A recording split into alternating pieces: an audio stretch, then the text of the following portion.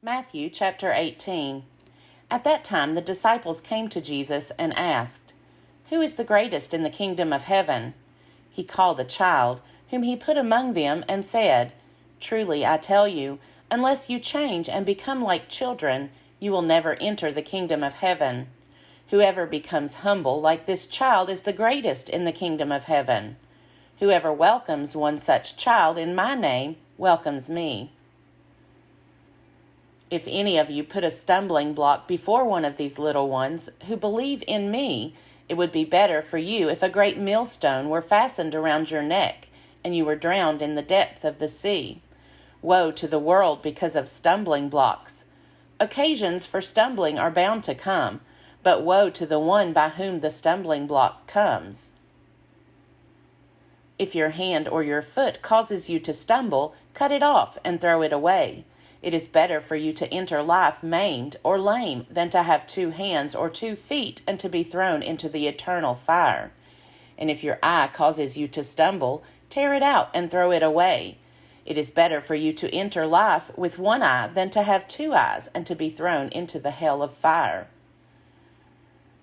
Take care that you do not despise one of these little ones.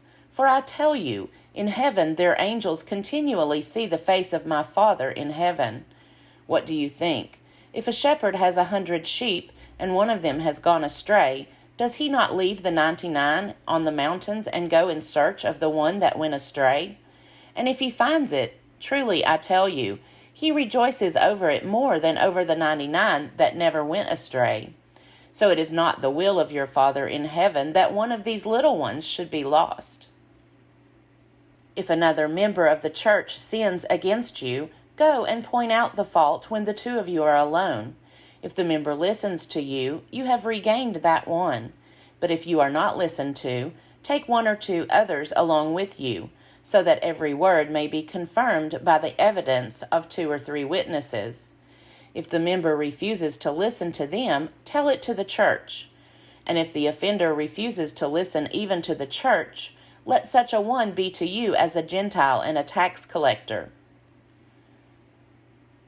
Truly, I tell you, whatever you bind on earth will be bound in heaven, and whatever you loose on earth will be loosed in heaven. Again, truly, I tell you, if 2 of you agree on earth about anything you ask, it will be done for you by my Father in heaven. For where 2 or 3 are gathered in my name, I am there among them. Then Peter came and said to him, "Lord, if another member of the church sins against me, how often should I forgive? As many as 7 times?" Jesus said to him, "Not 7 times, but, I tell you, 77 times." For this reason, the kingdom of heaven may be compared to a king who wished to settle accounts with his slaves. When he began the reckoning, one who owed him 10,000 talents was brought to him. And, as he could not pay, his lord ordered him to be sold, together with his wife and children and all his possessions, and payment to be made. So the slave fell on his knees before him, saying, "Have patience with me, and I will pay you everything."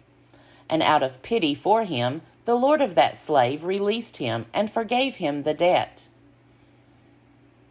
But that same slave, as he went out, came upon one of his fellow slaves who owed him 100 denarii.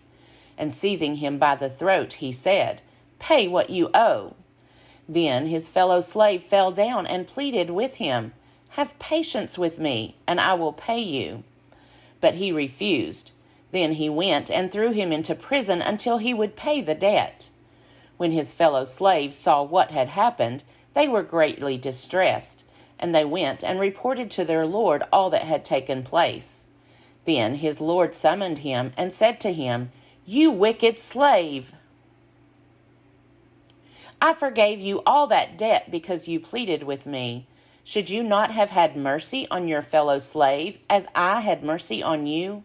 And in anger his lord handed him over to be tortured until he would pay his entire debt. So my heavenly Father will also do to every one of you, if you do not forgive your brother or sister from your heart.